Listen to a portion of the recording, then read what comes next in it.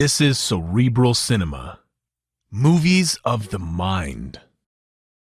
The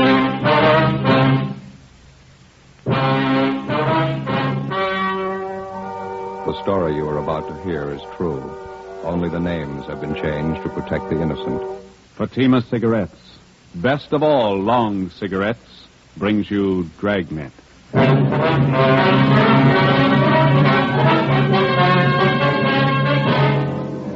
You're a detective sergeant. You're assigned the homicide detail. A man crouches on the window ledge of a downtown building 13 stories above the street. He threatens to leap to his death within the hour. Your job, stop him. You'll be amazed when you compare Fatima with other long cigarettes. You'll find they now cost the same. But in Fatima, the difference is quality. You see, Fatima is the quality king-size cigarette because it contains the finest Turkish and domestic tobaccos superbly blended. And Fatima is extra mild with a much different, much better flavor and aroma than any other long cigarette. So compare Fatima yourself. Fatimas now cost the same as other long cigarettes, but your first puff will tell you... Ah, that's different. Yes, in Fatima, the difference is quality. Ask your dealer for Fatima, the quality king-size cigarette. Best of all long cigarettes. Start enjoying Fatima for a new year of greater smoking enjoyment.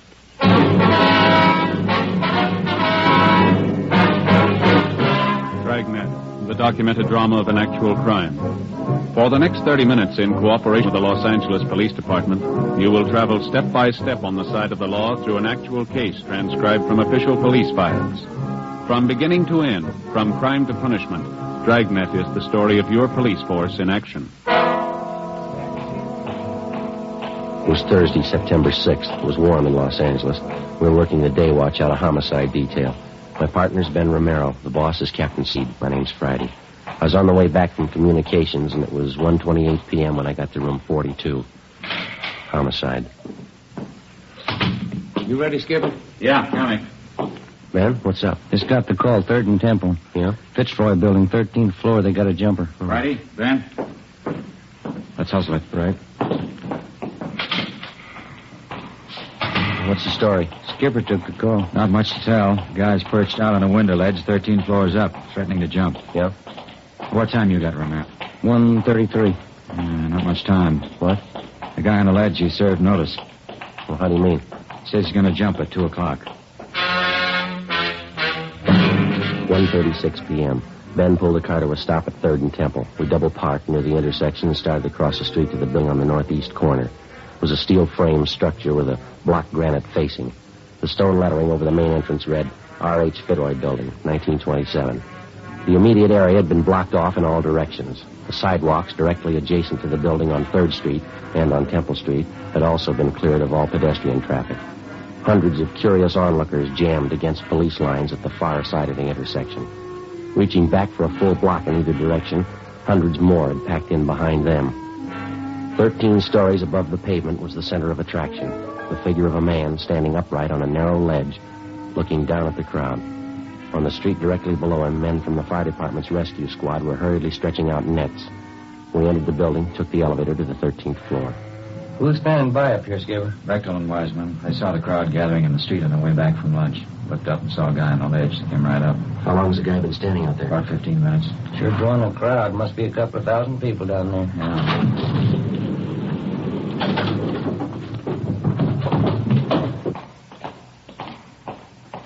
What was that room number, Friday? 1305. Yeah, it's down this way. There's Bechtel. Beck?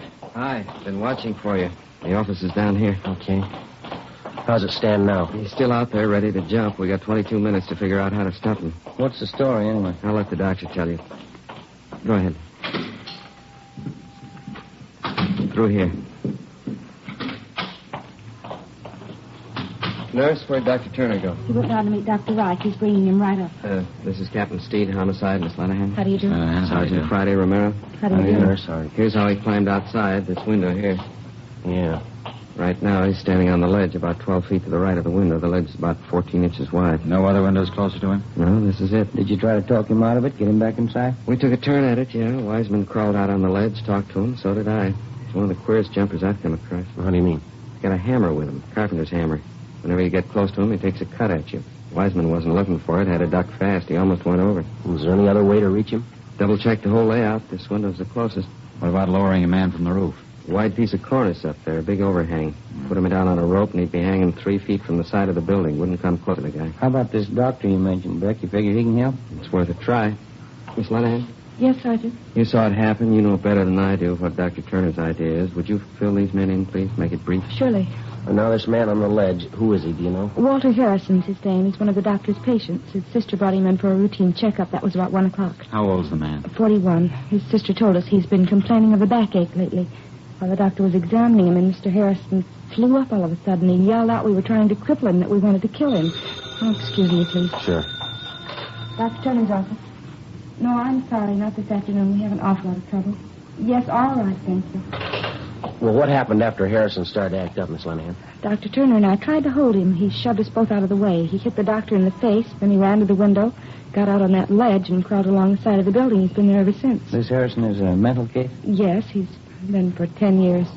Been in and out of the state hospital at Camarillo a couple of times. His sister Ruth's been taking care of him. She was here when it happened. Where is she now? Next door, the treatment room. Thelma, that's the other nurse. She's looking after Miss Harrison. She's pretty close to hysterics. Tried to talk to her, Skipper. Not much help so far. Mm-hmm. You say the doctor's been treating this Mr. Harrison? No, he just came in for a physical checkup. Dr. Wright's been handling his mental condition. That's where Dr. Turner is now, getting Wright. He has his office in the next building. What time have you got, Ben? It's getting short, 19 minutes to 2. How about the time element, Beck? If he's going to kill himself, why is he waiting for 2 o'clock to do it? He's got me. He scribbled a note out there, threw it down to the street. One of the men in the rescue squad grabbed it and brought it up. I got it right here. Here, let me see. Can I look at that there, too? They want my life. They want... What's his next one? Dead. Dead. They want me dead. Yeah. I'd like to pray first. I'll jump at 2 o'clock. What's this last thing, Ben? I can't read this. Let me see. At 2 o'clock, don't touch my body. That's it. Don't touch my body. You saw the guy at close range, Beck. What do you think? He's serious? I don't know. I'm not even going to guess. How about me going out and talking to him, Skipper? It might work. It won't do any harm. That ledge is 14 inches wide, Romero. If you slip, I don't want to explain it to your wife and kid. Well, how about me giving it a try? That jumper case last October, I was on that one. It's volunteer duty, Joe. I'm not going to order you. You know the risk. Yeah, I'll watch it. You want to stand by here at the window, Ben? Yeah, okay. Let's get that window up, huh? There's blinds. Yeah. There's blinds. Okay. Give you a hand with the window. All right. So, up she goes. Oh, stuck. Yeah, it is. All the way up, huh? Here it goes. Okay. Be careful now, huh? Yeah, I will. Joe, Yeah, Beck. don't forget about that hammer the guy's got. It's just my guess. Yeah, what's that? The guy might want to die. I don't think he wants to do it alone. 1:43 p.m. If we could take Walter Harrison's word for it, we had exactly 17 minutes to talk him into a change of mind before he plunged to his death on the pavement 13 stories below. I crawled out of the window and started inching my way along the narrow ledge. Went slow. I kept my eyes on Harrison. He stood about 10 feet away from me, looking down at the crowds jamming the streets below. I edged along to within 8 feet of him. He didn't seem to notice me. He was a fairly tall man, about 5'10", medium build, dark hair. He was wearing gray pinstripe trousers, a white shirt, no coat, no necktie. I got to within 6 feet of him. He raised one arm and made a motion with his fist at the crowd below. Animals! You dirty sack of animals! You won't touch me! I'll jump right through you! You won't even touch me! I kept edging toward him. He still didn't seem to notice me. He turned his body a little. Kept pounding the side of the building with a hammer. I got a look at his right hand.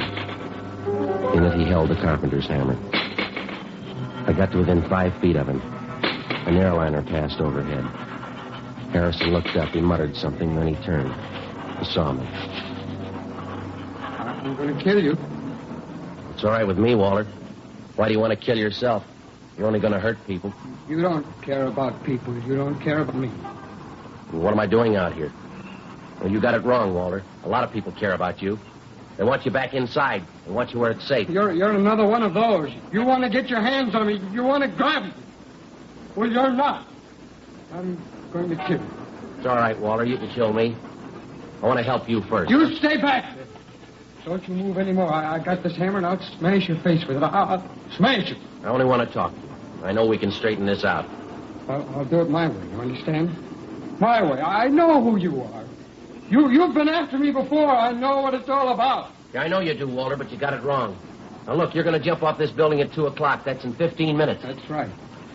You bet I am. All right, now, let's talk it over for 5 of those minutes, huh? Can't do any harm. I'm not going to hurt you. How about it, okay? Why should I talk to you? Because I care about what happens to you. So does your sister. So do a lot of people. Well, then you're like a lot of people. You want to get your hands on them. Like those animals down there, the whole dirty pack of them. They want to grab on them, get all around close and put their hands on me. Well, they're not going to do it. Of course they're not. Nobody's going to hurt you. You know that, don't you? You bet your life they're not. You see that dirty pack down there? Well, they don't know it, but I'm going to jump right through them. I'm going to jump right through all of them. They won't even touch me, and I can do it right now. Wait a minute, Walter. Don't forget your promise. What are you talking about? What promise? 2 o'clock. You wrote that down yourself. You said you wouldn't jump until it was 2 o'clock, didn't you? That was no promise. I just wrote it down, that's all. Just 2 o'clock. Yeah. Well, your sister believed it. We gave her the note. She says that you promised. Now, you going to make a liar out of yourself? You're the liar.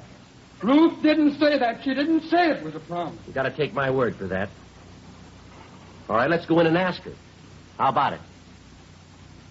See Ruth inside? Sure. Come on. Come on, take my hand, Walter. All right. All right, I'll take your hand. Watch your step. Look out, will you? You get back. Get back. Now, next time I won't miss. I'll smash your whole arm. You think you're pretty smart, don't you? You're trying to trick me. Well, I told you before. I know who you are. You're trying to get your hands on me. You promised your sister 2 o'clock. You're still going to break that promise? I'm not like you and that back down there. I don't break promises. Everybody knows that, Walter. They trust you. Now, come on. How about talking this thing out? What time is it? 1:46. 14 minutes to go. You're lying. How do I know that's the time? Well, you can look at my watch. Here, right here. No, you stand back. I told you before. You stay away from me. I just wanted to show you the time, that's all. All right, you can look at that big clock up the street, see?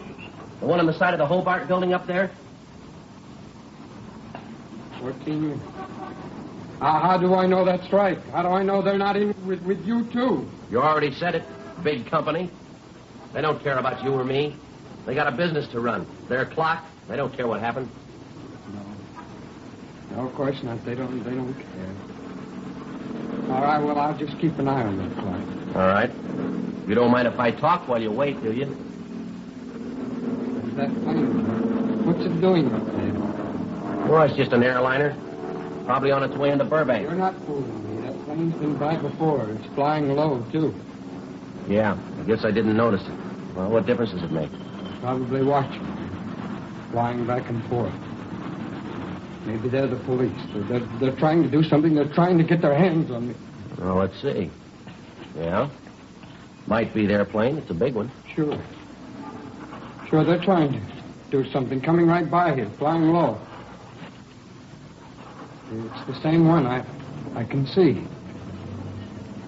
Look, you see there on the wing? Yeah, what's that? The number right there on the wing. It's the same one that passed over a few minutes ago. Hey, you get away from me! All right, Walter, give me that. Give it to me. Walter. You thought you tricked me. You didn't know I had my pocket knife. Well, I can kill you with it now. I can kill you right now. Yeah. I told you before, it's all right with me. Look out there. Watch your step on the ledge, will you? I should have cut your hand off. I should have cut your whole arm off and thrown it to those animals down there. Look at that blood all over your hand. Well, I'm sorry, Walter. It's not your fault. I just wanted to talk the whole thing over to tell you how your sister feels about it. You're a liar. I knew it when I looked at you, and I know you get away. You get away before I kill you. Look, there's only one thing I can tell you. Your sister Ruth's sitting inside there, and she's worried sick. She's waiting for you. She wants to take you home. Now, how about it? There's no reason for all this. You know that, don't you? Do I? Sure you do. Your sister and your family, they care about you. They want you home again. They want you with them. There's no reason to be standing out here now, is there? You wait till 2 o'clock, mister. Yeah. I'll show you the reason. 1:48 p.m. 12 minutes left. I made my way along the ledge, through the window, back into the office. Dr. Wright, a man who'd been treating Walter Harrison for his mental sickness, was already there with Dr. Turner. While the nurse bandaged up my hand, Captain Steed, Ben, and I talked with him. I've treated Harrison for 10 years, on and off, I guess. He showed some improvement, not much. Definite paranoid tendencies. Did he ever try this before, Dr. Wright? Not to my knowledge. His sister might tell you more. I really don't know what to advise you to do. He's never been this violent before, using a hammer, a knife. There you are, Sergeant. I feel all right? Yeah, that's fine. Thank you. There's only one thing I've got to know, Doctor. Is it worth letting another one of my men go out there on that ledge? I'm afraid that's your decision, Captain. It may help, it may not. I know the patient, but I can't read his mind. I was just thinking. We might bring Harrison's sister to the window and have her talk to him. You think that might help, Doctor? Very possible it might. In a spot like this, I'm in the same boat you are. It's all guesswork. You think Harrison's really going to be ready to jump 2 o'clock, Doctor? From what Sergeant Friday tells me, yes, I think he'll jump. We got to come up with something. We can't just stand around and watch a guy take a dive down 13 stories. I wish I knew the answer. There's got to be one someplace. There's got to be an answer. Well, let's check your watch. We got 10 minutes to find it.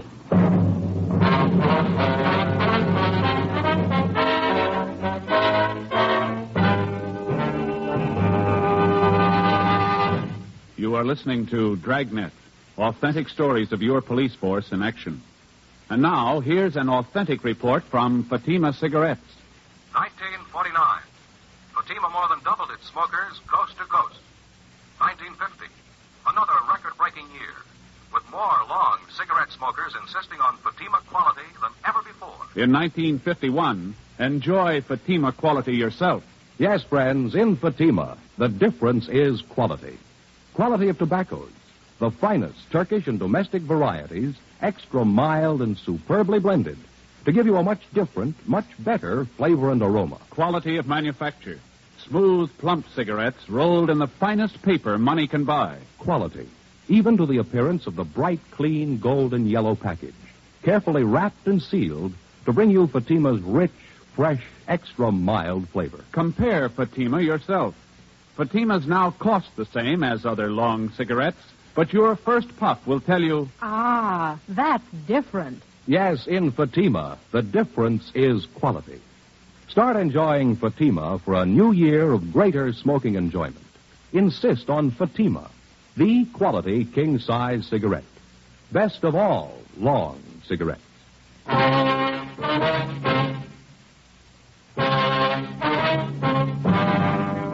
It's the sworn duty of the peace officer to protect the lives of the citizens of the community in which he serves.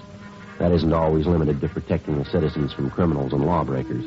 Oftentimes, the citizen has to be protected from himself. The drunken driver can do as much harm to his own person as he can to others. The same for the narcotic addict. The same for mental incompetence, such as Walter Harrison. If he was being assaulted, robbed, or shot at by a gunman, it would have been no more serious. Harrison's life was in jeopardy. Trying to save him had to be the first consideration. 1:50 p.m. Sergeant Jack Wiseman inched his way out on the ledge of the 13th story and kept Walter Harrison busy talking. Anything to keep his mind off the jump. Captain Steed got on the phone and talked to the manager of the Hobart building, a 12-story structure 3 blocks away with a large clock set into either side of it. The same clock Harrison was keeping time by. Yeah, that's right, just so you don't make it look too obvious. Okay, Mr. Walsh, thank you. They're going to do all they can. Let's hope it works. Yeah, what'd he say? They're going to start slowing down the clock in the building right away. If Harrison goes by that time, it's going to be a long 10 minutes. Well, how much they figure they can stretch it? About 5 or 6 minutes without making it look too obvious. We can sure use it. Let's hope Harrison doesn't catch on. Manager said they'll stop the clock when it's a minute to go. It'll never reach 2 o'clock. Skipper. Yeah, Romero. I just checked with the rescue squad down the street. They're stringing out more nets. Yeah? They're not guaranteeing anything. How do you mean? They're worried about those ledges jutting out from the building every other floor. They say if Harrison jumps close enough, he's bound to hit one of them. Mm-hmm. If he does, he'll be dead before he reaches street level. Nets down there won't do him any good. Well, nothing we can do about it. Something else we'll have to hand over to luck. Did they come up with any ideas, Ben? Just one. Sounds like it could work. What's that? They figured like we did. The overhang on the roof is too wide to lower a man directly down on top of Harrison to grab him. Yeah? They think it might work if they try this. Put a man in a rope sling just over the edge of the roof. Lower him down toward Harrison as close as possible without deafening. Give him a good line. Let him try to rope Harrison. No, I don't know. They got any candidates to try it? Yeah, one. The guy's been on the rescue squad for years. Supposed to be an expert with a lasso. Captain? No, might do it. I don't know. Yeah. What happens if he misses Harrison? Who knows? What happens if Harrison jumps? Captain? I just got off that ledge in a hurry. He came at me with that knife. Is he any closer to the window? Backed off again. Something else, that clock in the Hobart building. Yeah. Pretty sure he's wise to that gimmick. He's given it up. What do you mean? The 2 o'clock deadline. He's not going to wait for it. 1:55 p.m. A specially equipped police car with loudspeakers mounted on the roof was rushed to the intersection of 3rd and Temple Streets opposite the Fitzroy building. Sergeant Jack Wiseman took Walter Harrison's sister, Ruth, down in the elevator to the street. She got on the police car microphone and started talking to her brother over the loudspeakers. Word was passed to the special detail of men from the fire department's rescue squad standing by on the roof of the building. They went to work. Captain Steed went up to the roof to see if he could assist them. Ben and I waited in the office on the 13th floor. The nurse, Miss Lenahan, and Jean Bechtel were with us. 1:57 p.m. The men on the roof started to lower the man from the rescue squad in a rope sling. He held a double-strength lasso in his hands. The end of it was wrapped around his body and tied securely. Ben and I watched from the window. We looked along the narrow ledge. Walter Harrison stood erect and motionless, an open pocket knife in one hand, his feet poised on the brink of a 13-story jump. The voice of Harrison's sister drifted up from the loudspeakers down on the street. Walter? This is Ruth, Walter. Can you hear me? This is Ruth. I want you to come home with me, Walter. Please. You've got to understand. Sister's doing all right. Finish it for sure if he looks up. Yeah, sure will. There's nothing wrong. No one's going to hurt you. We want to help you, Walter. Please. I can't see, Joe. They're letting the man down? Yeah, coming slow. There's Wait a minute. nothing to be afraid of. You know that, don't you? Come home with me, please. I'll take care of you. I'll see that you're safe. That you're all right. Joe, how's Harrison doing? Can you see? Yeah, he's looking down, not moving at all. Nobody's going to hurt you, believe me. These people are your friends. They want to help you. Can you hear me, Walter? They want to help you. That's it. What? Man coming down on the rope. He's just above Harrison now. They're your friends. You can trust me, your sister Ruth. You've got to trust me, Walter. I want to take care of you. I want to take you home. Yeah, I see the man now. He's right above me. Got the lasso ready. Keep your fingers crossed. Huh? What is it? What's happening? The lasso. He's throwing it. Get him away from me! Missed, Joey, missed. Walter, wait a minute. Harrison! Liars! No, you lied! Just get him away from me! Get him away! Pull that man up. Pull him out of the way. That doesn't. Oh, he's still on the ledge. I'm going out. Joe, wait a minute. Yeah? It's only a chance. Yeah? Why don't you get him mad at you? Say anything, insult him. Well, I'll try. Anything to make him go for you. If you can get him down to this window, I can grab him. If I get him by the window, I'll hold on to him, huh? Yeah. When you grab him, try to lean as close to the building as you can. There's not much to lean on the other way. 1:59 p.m. I got through the window and out onto the ledge. The crowds jamming the streets below had swollen to almost twice their size. A few blocks away, the big clock on the side of the Hobart building read 5 minutes to 2, but Harrison wasn't looking at it. He still had his eyes fixed on the pavement 13 stories beneath us. He'd torn off his collar and his shirt was ripped open at the neck. He waved his arms and shouted at the crowd below as he tottered along the ledge toward the corner of the building, away from the window that I was supposed to lure him into. In his right hand, he still held on to the open pocket knife. So you're not going to get your hands on me. You're not even going to get close. Wait a minute, Harrison. Watch it. You watch me, mister. I'm going to jump right through them down there. Those dirty animals. You just watch. All right, wait a minute. I got a message for you from your sister, Ruth. Now, do you want to hear it? You won't get your hands on me. None of you. I'll see you later, mister. You're a phony, Harrison. You're a phony liar. I'm a what? You heard me. You're not kidding anybody. You don't think I can jump, huh? Well, you just what? Anybody can jump. Any phony can do that. What? It doesn't take anything. Those animals down there in the street, any one of them could do that. You're just like one of them. I've still got this knife. I've used it before. I can kill you. You couldn't kill anything. You haven't got the guts. You're a phony. You're alive. You're a rotten liar. I can cut you to pieces. Oh, you talk big, Harrison, but you're all talk. I can cut you to pieces. You haven't got me fooled, mister. Not for a minute. I'll cut you to pieces. You haven't got half the nerve. You're a phony and you know it. You're a rotten liar. You stand still. Go on. You stand still and I'll show you. Oh, you talk a real good game, but that's about all. You're all talk. I'll show you. I still have my knife and I'll kill you right now. Yeah, sure you will. You're backing away. You're afraid. You're a phony, Harrison. Nobody's afraid of a phony. Cut you up good. I'm waiting for you. Come on. What's the matter, Harrison? You're not waiting. Stand still and stop backing away. Now stop. I tell you, you come and get me, huh? Haven't you got enough nerve? Or you just talking again? All talk, huh? That window. You've got to stop by the window and then I'll cut you to pieces. All right, Harrison. Here. Now you go ahead. Prove you're a phony. Liar. I'll show you. You rotten liar. All right, Walter, now drop it. I can't kill you. You rotten liar. I'll cut you to pieces. Drop it. Joe, look out. Grab them. They're going to fall.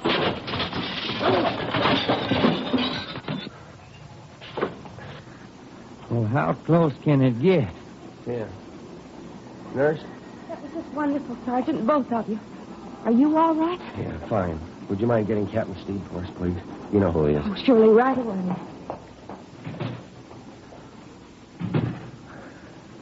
Well, Yeah, it was a rough one. a minute there, and looked like you were both going over the side. Yeah. Thought I'd lost you, Joe. Well, you didn't have to worry. No? No. You told me which way to lean.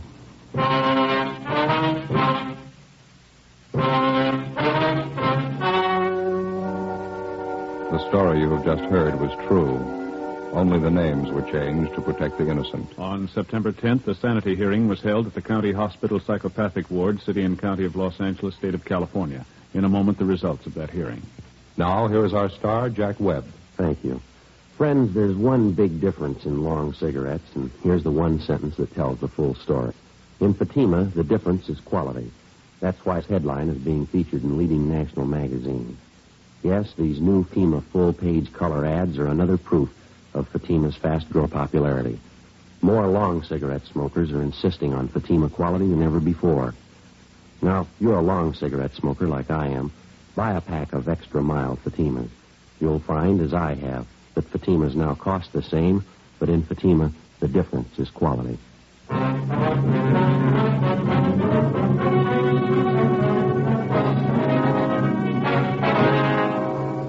After being examined by 6 psychiatrists, Walter John Harrison was judged mentally incompetent. On his sister's request, he was committed to a private sanitarium.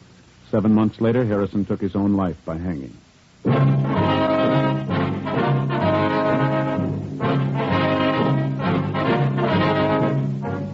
You have just heard Dragnet, a series of authentic cases from official files. Technical advice comes from the Office of Chief of Police W.H. Parker, Los Angeles Police Department.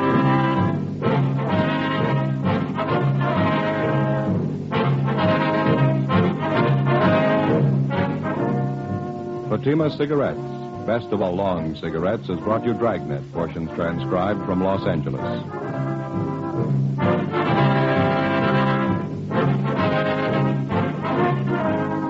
We the People is next with stories of today on NBC.